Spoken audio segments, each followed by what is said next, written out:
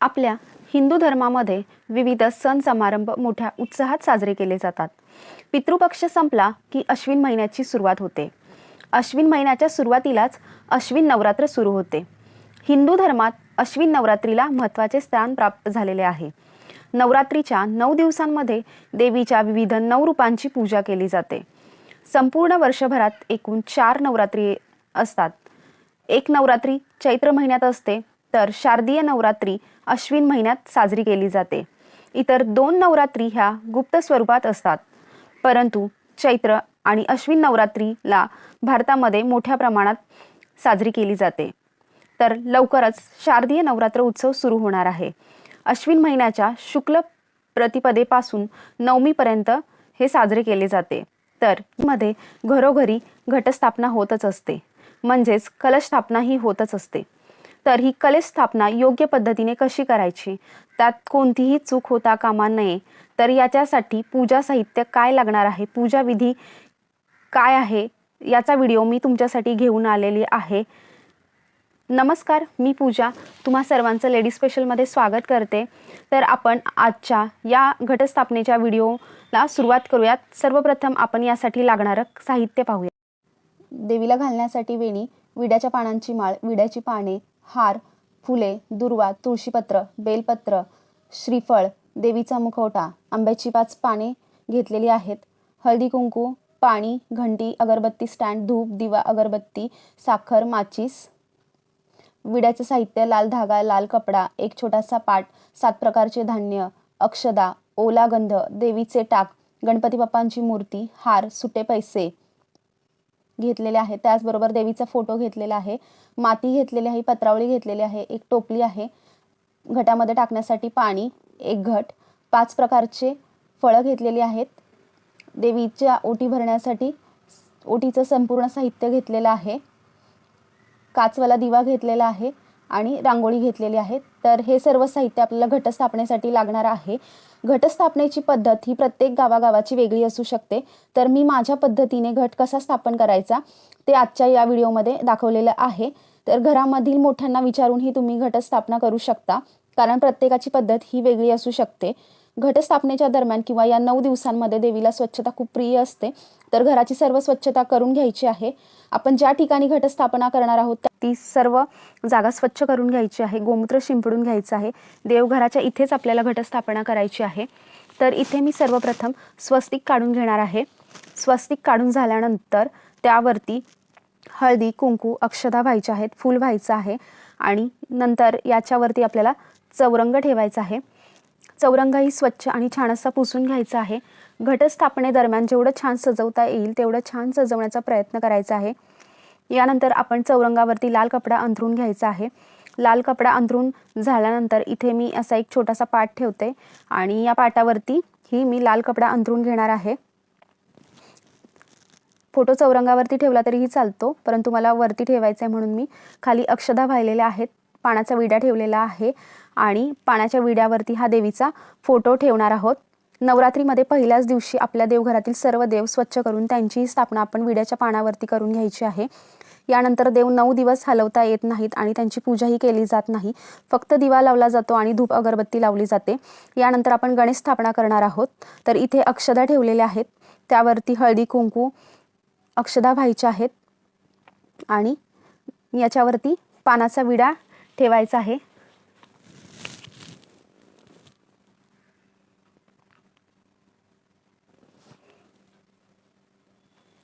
तर सर्वात आधी आपण गणपती बाप्पांची स्थापना करून घेऊयात। आधीच मी गणपती बाप्पांची मूर्ती पंचामृत पाण्याने अभिषेक करून घेतलेली आहे। त्यानंतर अशी गणपतीची मूर्ती आपल्याला विड्याच्या पानावर ठेवून त्यांची स्थापना करायची आहे। कुलदेवतेची स्थापना करायची आहे, त्याचबरोबर ग्रामदेवतेची स्थापना करायची आहे। देवीचा टाक असेल किंवा त्याची मूर्ती असेल तर त्याची स्थापना करून घ्यायची आहे। त्यानंतर इथे मी अखंड दिवा लावणार आहे। अखंड दिवा लावण्याच्या आधी मी इथे एक अष्टदल फूल काढून घेत आहे आणि त्यावरती अखंड दिवा लावणार आहोत। तर नवरात्रीमध्ये अखंड दिवा महत्त्वाचा असतो। याच दिवशी अखंड दिवा प्रज्वलित करायचा आहे आणि 9 दिवस तो असाच चालू ठेवायचा असतो। त्यामुळे आपण हा दिवा मोठा घेणार आहोत, जेणेकरून यामध्ये जास्तीचं तेल बसेल असा असावा। त्यानंतर आपण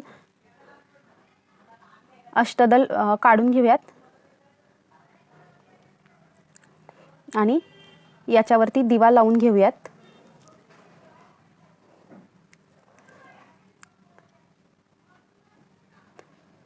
तर हा दिवा जो आहे तो अगोदर प्रज्वलित करून घेऊयात आणि हा दिवा असा काचवाला किंवा झाकणवाला असावा।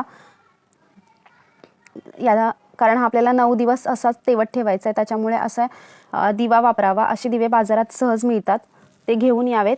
आता आपण गणपती बाप्पा आणि देवीची पूजा करून घेणार आहोत। तर गणपती बाप्पा आणि देवीच्या टाकांना हळदी कुंकू अक्षदा व्हायच्या आहेत, फूल व्हायचं आहे आणि त्यांची पूजा करून घ्यायची आहे।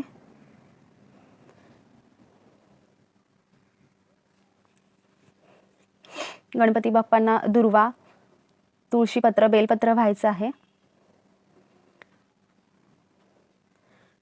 तर आता आपली गणपती बाप्पांची आणि कुलदेवतेची, ग्रामदेवतेची पूजा झालेली आहे। आता आपण दीप पूजन करून घेऊयात। तर दिव्यालाही हळदी कुंकू अक्षदा आणि फूल व्हायचं आहे। आता विड्याची 5 पाने ठेवायची आहेत आणि त्याच्यावरती विड्याचं सर्व साहित्य ठेवायचं आहे। सुट्टे पैसे, हळकुंड, सुपारी असे 5 जे काही तुमच्याकडे असेल ते तुम्ही ठेवू शकतात। तर विड्याचीही पूजा करून घ्यायची, हळदी कुंकू अक्षदा व्हायच्या आहेत, विड्यांनाही फूल व्हायचं आहे। आता पुढे मी एक पाट ठेवलाय, त्या पाटावरती एक लाल वस्त्र अंथरून घेते। तर इथे आपण घटस्थापना करणार आहोत। तर या लाल वस्त्रावरती आपल्याला अक्षदांनी स्वस्तिक काढून घ्यायचं आहे। स्वस्तिक काढून घेतल्यानंतर त्याच्यावरती आपण जी टोपली घेतलेली होती ती टोपली ठेवायची आहे। त्या टोपलीमध्ये अशी पत्रावळी ठेवायची आहे आणि या पत्रावळीमध्ये आपल्याला ही माती घालून घ्यायची आहे। थोडीशी माती ठेवायची आहे, जास्ती माती आपण अगोदर याच्यामध्ये घालून घ्यायची आहे आणि ती व्यवस्थित सपाट करून घ्यायची आहे। आणि याच्यावरती आपण तयार केलेला कलश ठेवणार आहोत। तर इथे मी एक कलश घेतलेला आहे। आपण आता कलशाला तयार करणार आहोत। तर कलशावरती ओल्या कुंकवाने किंवा गंधाने आपल्याला स्वस्तिक काढून घ्यायचं आहे आणि बाजूला 5 रेषा ओढून घ्यायच्या आहेत आणि आपण जो लाल धागा घेतला होता तो लाल धागा या कलशाला बांधून घ्यायचा आहे। कलशामध्ये पाणी ओतायचं आहे आणि याच्यामध्ये आपल्याला हळदी कुंकू अक्षदा, फूल, दुर्वा, बेलपत्र, तुळशीपत्र, 1 रुपयाचं नाणं आणि सुपारी हे सर्व साहित्य आपल्याला याच्यामध्ये घालायचं आहे। आपण जो कलश तयार केलेला आहे तो जमिनीवर ठेवायचा नाही आणि हे सर्व करत असताना आपण देवीचा मंत्र येत असेल तर तो मंत्र म्हणायचा आहे सतत पूजा करताना। सर्व मंगल मांगल्ये शिवे सर्वार्थ साधिके शरण्ये त्र्यंबके गौरी नारायणी नमस्तुते।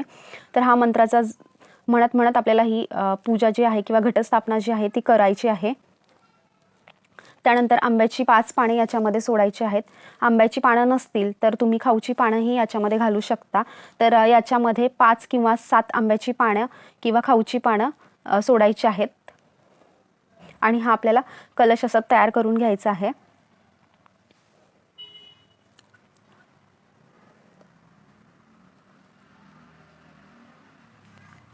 आणि आंब्याची पानं घातल्यानंतर आता आपण याच्यावरती श्रीफळ ठेवणार आहोत। तर मी इथे नारळाला असा देवीचा मुखवटा माझ्याकडे होता तो लावून घेतलाय। जर तुमच्याकडे असा मुखवटा नसेल तर तुम्ही घरच्या साहित्यातून कलश सजवू शकता। यानंतर आपण जे 7 प्रकारचे धान घेतलेले होते ते धान या मातीमध्ये पेरायचे आहेत। तर हे धान व्यवस्थित पेरून घ्यायचे आहेत आणि धान पेरून झाल्यानंतर आपल्याला याच्यावरती एक मातीचा पातळ असा थर द्यायचा आहे। मातीचा थर जो आपण वरती देणार आहोत तो जास्त जाडसर द्यायचा नाही। जर पातळ थर दिला तर धान छान आणि व्यवस्थित उगवतं, तसेच त्याला बुरशी किंवा कुबट वास देखील येत नाही। तर आता आपल्याला कलशाची किंवा देवीची पूजा करून घ्यायची आहे। तर देवीला हळदी कुंकू लावायचं आहे, अक्षदा व्हायच्या आहेत, त्याचबरोबर देवीला फूल व्हायचं आहे आणि देवीला वेणी देखील माळायची आहे। त्याचबरोबर देवीला पानाचा विडा देखील ठेवायचा आहे। तर हे झाल्यानंतर देवीला माझ्याकडून कलशाला लाल धागा बांधायचा राहिलेला होता तो मी बांधून घेते। तर प्रत्येक दिवशी आपल्याला पानांची किंवा फुलांची अशी माळ घटावरती सोडायची असते। तर पहिल्या दिवशी खाऊच्या पानांची माळ असते, 5, 7 किंवा 9 पानांची माळ घालायची आहे। घटाच्या या 9 दिवसांमध्ये वेगवेगळ्या माळा देवीला चढवल्या जातात. त्यानंतर देवीची ओटी भरायची आहे. तर आता इथे देवीला ओटी भरण्यासाठी मी इथे एक लाल सुती साडी घेतलेली आहे, खण घेतलेला आहे आणि 5 ओटीचे साहित्य घेतलेलं आहे आणि तांदूळ. तर याने खणा नारळाने मी देवीची ओटी भरून घेते. त्याचबरोबर शृंगाराचं साहित्य, लाल हिरव्या बांगड्या आणि सर्व काही ठेवून देत आहे, टिकली, गंध वगैरे. त्याचबरोबर मंगळसूत्र आणि श्रीफळ. तर अशा पद्धतीने देवीची खणा नारळाने ओटी भरून घ्यायची आहे आणि देवीला मनोभावे नमस्कार देखील करून घ्यायचा आहे. जर तुम्हाला शक्य असेल तर किंवा देवीला चुनरी देखील व्हायची आहे. त्याचबरोबर देवीला 5 प्रकारची फळं देखील ठेवायची आहेत. कोणतेही 5 प्रकारची फळं किंवा एक प्रकारची 5 फळं असं देखील तुम्ही ठेवू शकता. तर त्यानंतर देवीला धूप, दिवा, अगरबत्ती व्हायची आहे. तर पूजा करून झाल्यानंतर देवीची आरती करायची आहे आणि देवीला मनोभावे देखील नमस्कार करून घ्यायचा आहे. तर आपल्याला अखंड 9 दिवस देवासमोर किंवा घटासमोर दिवा तेवत ठेवायचा आहे. त्याचबरोबर 9 दिवस देवीचे नामस्मरण करायचे आहे आणि व्रत करायचे आहे. आपल्या घरावर, कुटुंबावर देवीचा आशीर्वाद असावा म्हणून 9 दिवस या घटाची पूजा करायची आहे. दररोज घटाला पाणी घालायचं आहे. दररोज देवीची सकाळ संध्याकाळ आरती व पूजा करायची आहे. आपली इच्छा देवीसमोर व्यक्त करायची आहे. अशा प्रकारे आपली घटस्थापना पूर्ण होईल. प्रत्येक भागामध्ये केली जाणारी घटस्थापना ही वेगळी वेगळी असू शकते. आपण घटस्थापनेच्या दिवशी केलेली घटस्थापना ही दसऱ्याच्या दिवशी काढली जाते. तोपर्यंत यातील धान्याला छान अंकुर फुटलेले असतात आणि हे अंकुर प्रत्येकजण आपल्या गांधी टोपीमध्ये लावून दसऱ्याला सोने लुटतात. त्याचबरोबर हे अंकुर देवीलाही वाहिले जातात आणि महिलाही हे अंकुर आपल्या केसांमध्ये माळतात. अश्विन शुद्ध पंचमीला ललिता व्रत करतात. तर हा विधी स्त्री व पुरुष दोघेही करू शकतात. नवरात्रीत 9 दिवसात जागरण, नवचंडी यज्ञ, दुर्गा सप्तशतीचे पाठ, देवीच्या धार्मिक स्त्रोतांचे पठण केले जाते. देवीला आपल्या घरी येण्याचे आवाहन केले जाते. देवीची यथासांग पूजा केली जाते. महिषासुराचा आज प्रत्येक मनुष्याच्या हृदयात अल्प वा अधिक प्रमाणात वास असून त्याने मनुष्याच्या आंतरिक वृत्तीवर वर्चस्व प्रस्थापित केलेले आहे. या महिषासुराची माया ओळखून त्याच्या असुरी विळख्यातून मुक्त होण्यासाठी देवीच्या शक्तीची उपासना करण्याची आवश्यकता आहे. यासाठी नवरात्रीतील 9 दिवस देवीच्या वेगवेगळ्या शक्तींची उपासना केली जाते किंवा उपासना करावी. दशमीला उत्सव साजरा करावा, त्याला दसरा असे म्हणतात. तर मैत्रिणींनो, तुम्हाला आजचा हा व्हिडिओ कसा वाटला हे कमेंट करून नक्की सांगा. आवडला तर लाईक आणि शेअर करा. त्याचबरोबर चॅनलवरती नवीन असाल तर चॅनलला सबस्क्राईब करायला विसरू नका. तर पुन्हा भेटूया अशाच एका छानशा व्हिडिओसोबत. धन्यवाद.